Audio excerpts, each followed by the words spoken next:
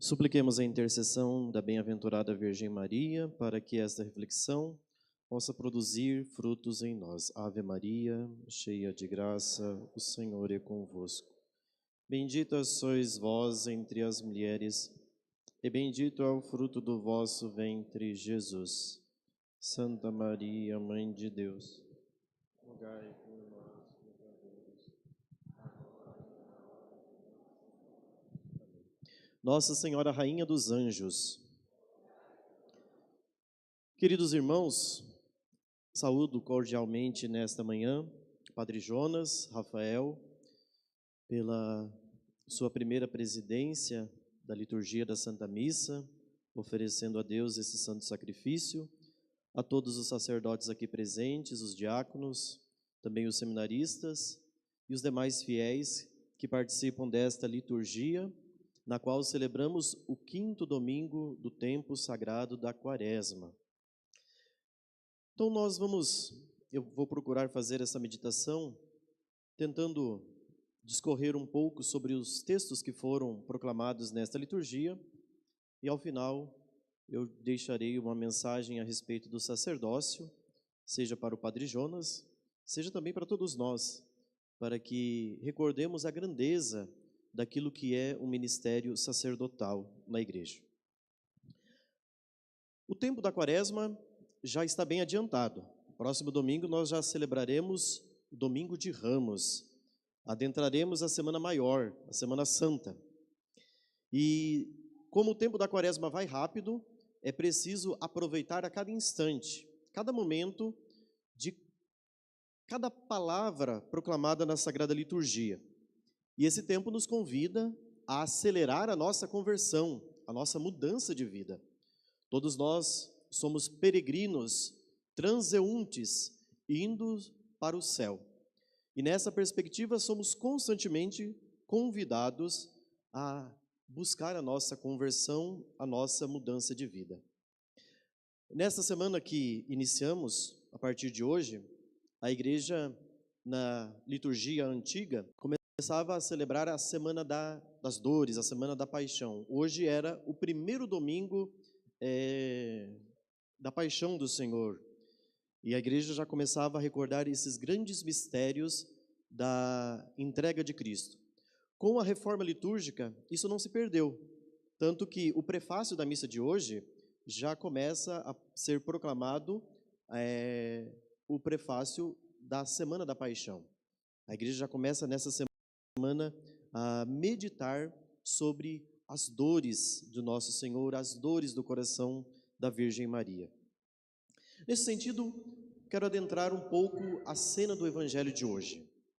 A cena do Evangelho de hoje, ela é uma cena que foi amplamente meditada, estudada ao longo dos séculos, porque é uma das cenas mais fortes do Evangelho. Capítulo 8 de São João. E ela é uma cena que marca a intensidade, por todos os detalhes que a cena nos apresenta. E ao longo da história, muitos estudaram, meditaram a respeito de pontos pelos quais nós podemos olhar esse evangelho de diversas óticas. E dentre as reflexões estudadas, eu vou me deter em um aspecto, para que a gente não se perca.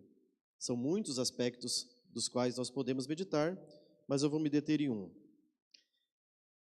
Primeiro, nós estamos aqui dentro da festa das tendas. Portanto, as pessoas estão aí em Jerusalém. A festa das tendas inicia ali a partir do capítulo 7º do Evangelho de São João. E o povo sobe a Jerusalém. E Jesus foi ao templo. O Evangelho nos diz isso logo no início, logo de madrugada. Interessante que as pessoas buscavam Jesus porque elas queriam aprender com Jesus. Vale ressaltar que Jesus não era um rabino, não era um mestre da lei. Mas mesmo não sendo um rabino, um mestre da lei, as pessoas se reuniam em torno dele para ouvi-lo. Em outras passagens, por exemplo, se formos a Mateus e Lucas, nós vamos ver que as pessoas estavam sempre fixadas com o seu olhar em Jesus. Porque Jesus não era um rabino, não era um mestre da lei, mas era o Filho de Deus que veio a esse mundo, que assumiu a nossa natureza humana para nos resgatar. Era Deus falando, portanto, a nós. Por isso, a força de atração da palavra de Jesus comovia os corações. A força da palavra de Jesus atraía as pessoas para ouvi-lo.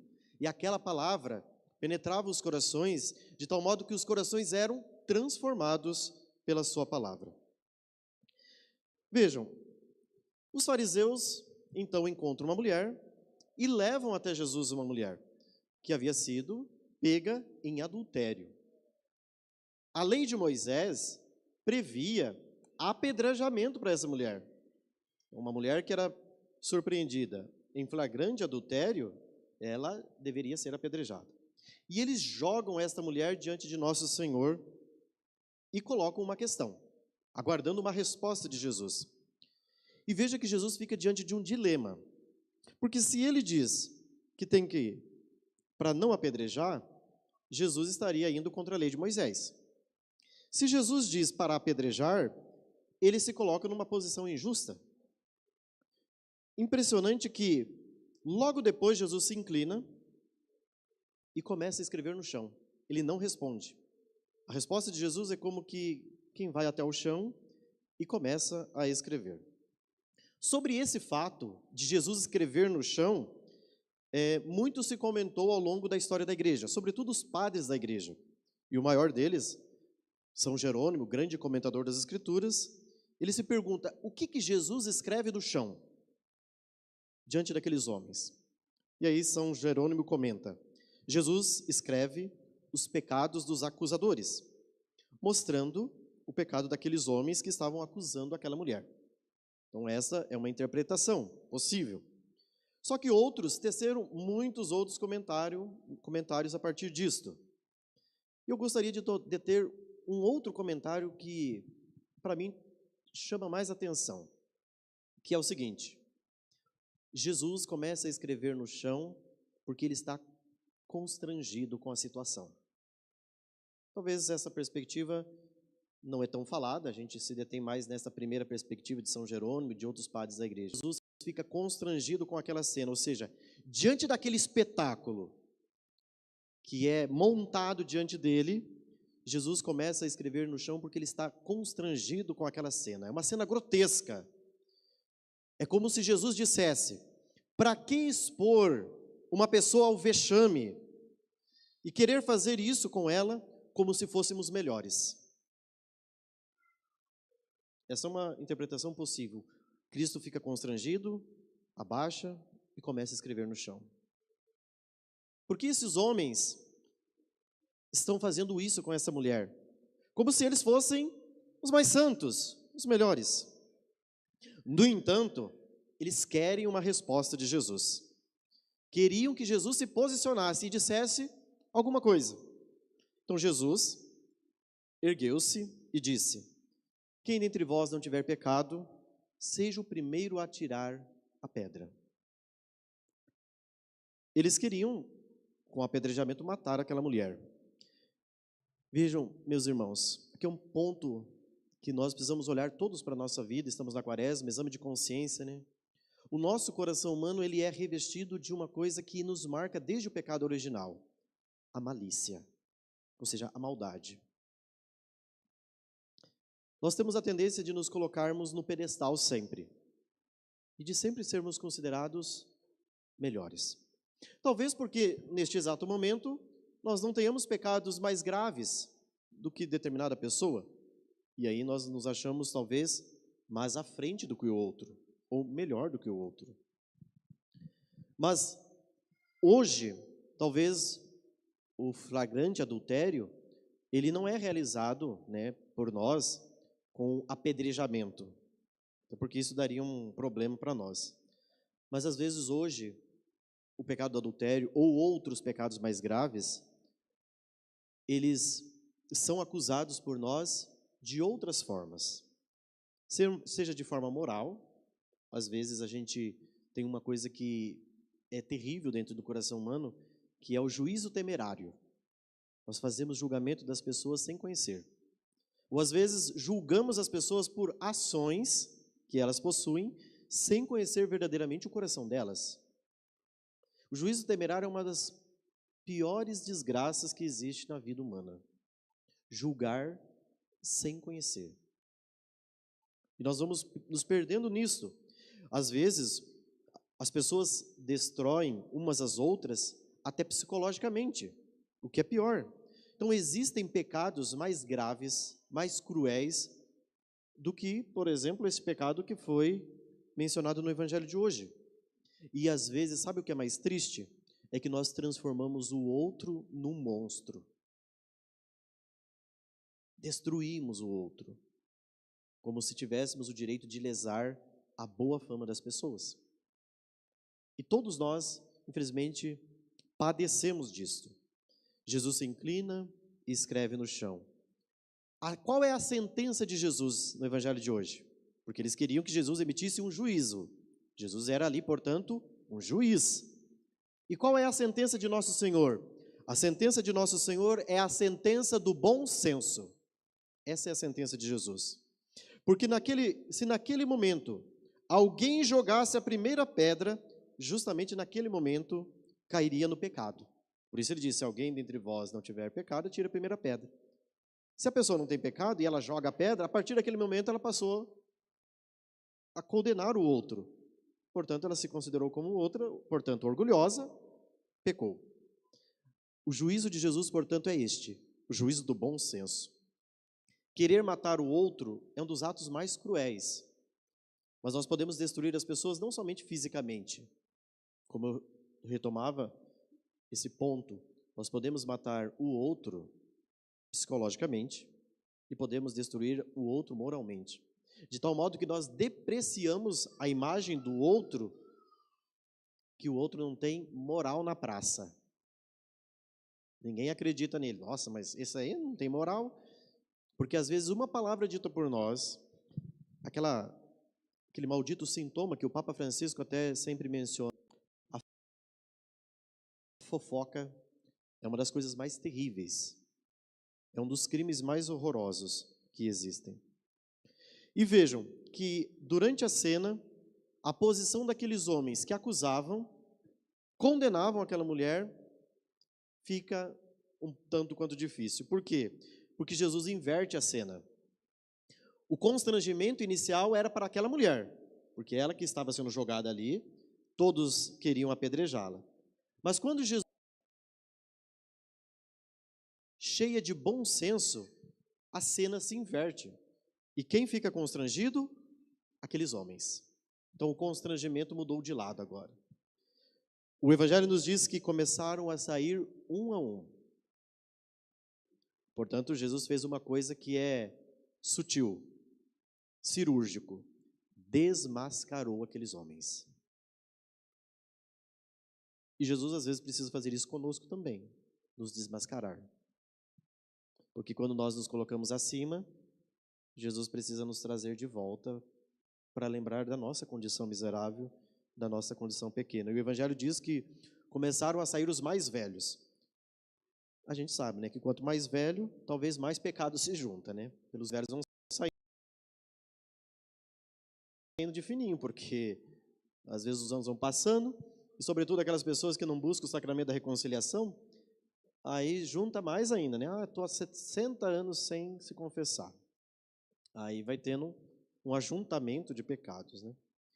Em última análise, meus irmãos, diante de qualquer situação, somos nós e Jesus, ponto. Eu e Jesus. É aquilo que o Papa Francisco fala nesta cena do Evangelho, é o encontro entre a misericórdia e a miséria. Misericórdia só existe, recorda Santo Tomás, se existe miséria.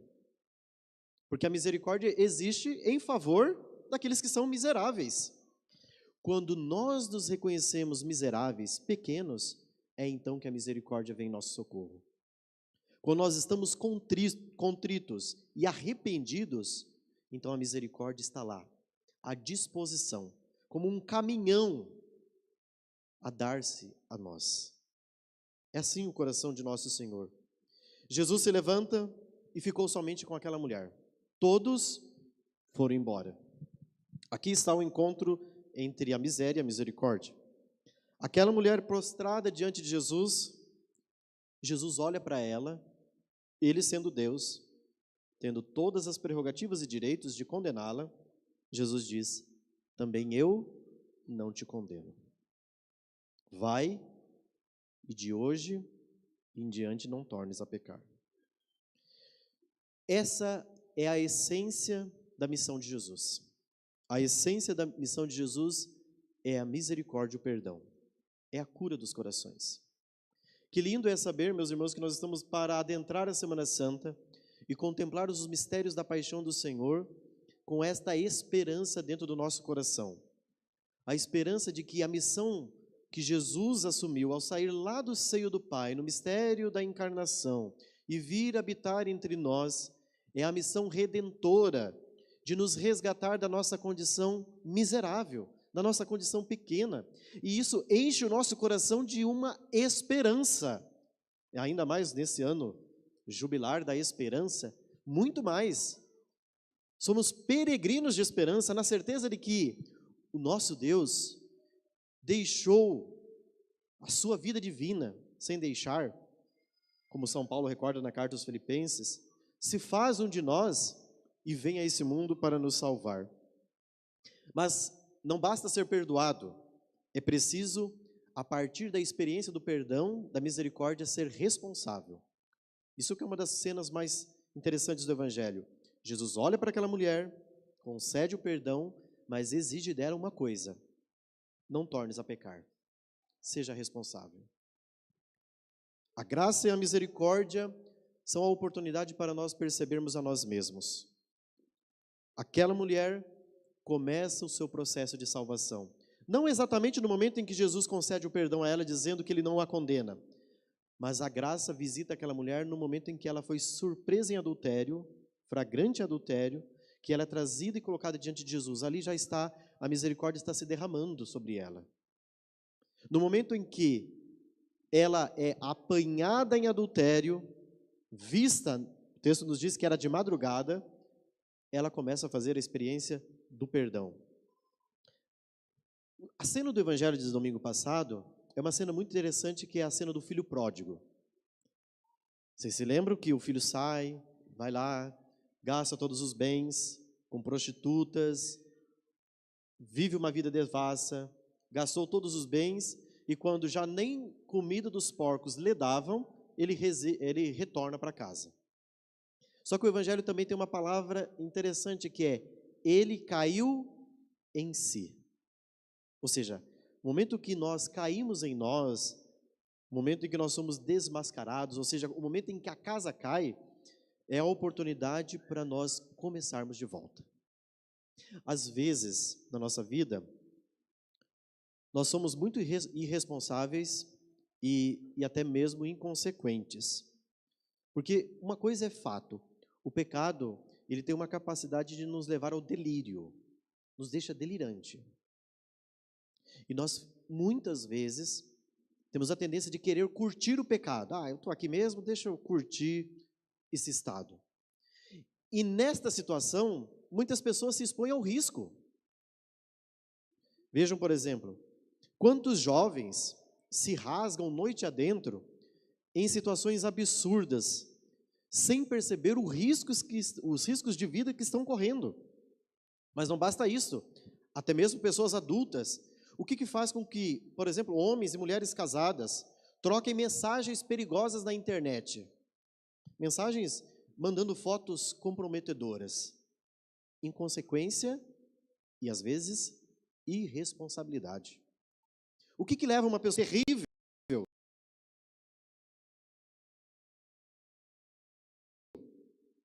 O que leva a pessoa a se enrolar deste modo? Inconsequência. Porque a tentação, como nós vimos no primeiro domingo da Quaresma, a tentação é um meio com o qual o demônio quer nos tirar aquele propósito último da nossa vida. E quando nós estamos diante de uma tentação, nós temos somente dois caminhos. Ou você, isso não sou eu que estou dizendo, viu? É Orígenes que dizia: diante de uma tentação, ou você derrama o sangue por amor a Cristo, ou se torna, portanto, um mártir, não vou cair. Ou você se torna um idólatra. Você se inclina diante da tentação e adora aquele ídolo, aquele falso Deus. Diante da tentação, nós somos sempre colocados numa situação onde nós perdemos o propósito final da nossa vida. Para que eu fui criado? Para que eu fui feito?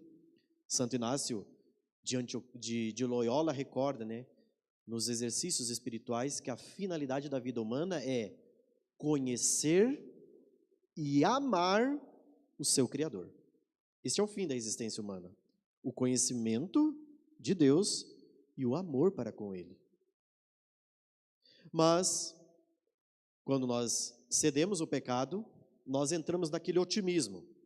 Sempre quando nós estamos diante da tentação, a ideia que surge da nossa cabeça é: vai ser legal, vai ser bom, depois a gente volta. Eu vou momentaneamente me enrolar, depois eu confesso e vai dar tudo certo. A tentação é assim. Quando nós estamos diante de uma tentação, você não fica necessariamente, ai, depois vou ter que confessar, eu vou fazer uma besteira. Não. A tentação, ela tem um poder de nos iludir, de tirar o foco. E a gente pensa assim, depois dá tudo certo, né? Só que esse pensamento vai nos enrolando e vai comprometendo a pessoa em situações cada vez mais difíceis. E quanto mais ela experimenta, quanto mais ela cede, mais difícil fica dela se determinar, porque a vontade vai se enfraquecendo. E aí, para ela ter aquele propósito, ela vai ter que fazer um esforço redobrado. É claro que é possível, a graça está aí à disposição para intervir na nossa vida. A obra da redenção é para isso, para que a gente se lembre que no evangelho do domingo passado, quando o filho pródigo cai em si, ele tem a oportunidade de recomeçar, de voltar. A casa cai, às vezes, porque Deus está querendo nos convidar a mudança de vida. Às vezes a gente pensa que quando a casa cai, ou às vezes quando a gente é exposto a uma situação constrangedora, às vezes isso aqui é uma oportunidade maravilhosa de um recomeço. Porque se não tiver a queda da casa, talvez a pessoa nunca começa de verdade. Ela sempre vai postergando, vai enrolando. E às vezes Deus precisa intervir na nossa vida. Como, por exemplo, interviu na vida do apóstolo Paulo. No capítulo 9 dos Atos dos Apóstolos, Deus interviu na vida de Paulo de uma maneira magnífica. Pá! Ele parou aquele homem. E a mudança, como vimos e sabemos de São Paulo, é magnífica. Tanto que a segunda leitura hoje, São Paulo escrevendo que tudo ele considera como lixo, diante da verdade que é ter encontrado a Cristo. Depois que eu me encontrei com Cristo, tudo é lixo. Tudo passa. Cristo é a minha meta final, Cristo é a realização. Por isso, meus irmãos, nesse domingo, a nossa consciência deve ser colocada diante de Deus. Deus sabe quem somos. Eu diria que nós precisamos ser colocados hoje diante de um flagrante, ou seja, nosso Senhor tem que nos pegar de verdade e olhar para dentro de nós e desmascarar as nossas ilusões. Coloque-se diante de Deus como aquela mulher, jogada no constrangimento. Senhor, que vergonha. Quantas situações da minha vida são tão vergonhosas e às vezes eu me coloco na frente para julgar, para depreciar, para falar mal dos outros. E às vezes sem conhecer o coração, né? Hoje ainda mais, né? Antigamente as notícias elas eram mais difíceis de chegar, né? Alguns domingos atrás a gente via que o pessoal vinha trazer notícias para Jesus, lá daquele fato que tinha acontecido, que Pilatos tinha mandado matar os galileus na torre, né?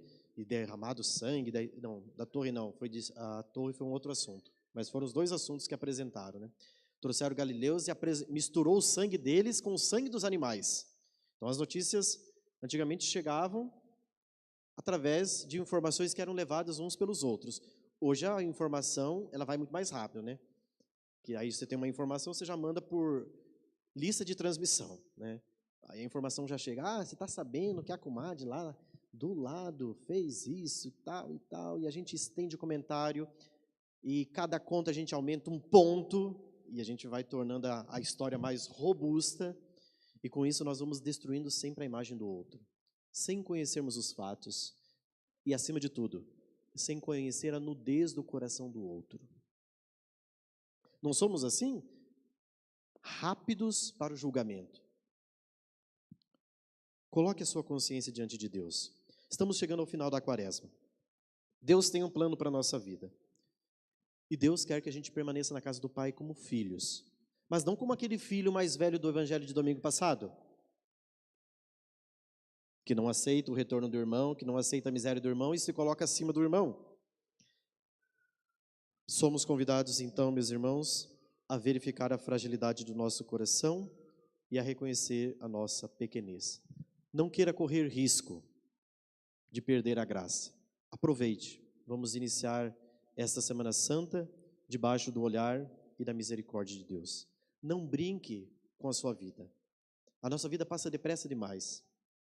Nossa vida, como diz Santa Teresinha, é um brevíssimo segundo. É um instante que passa.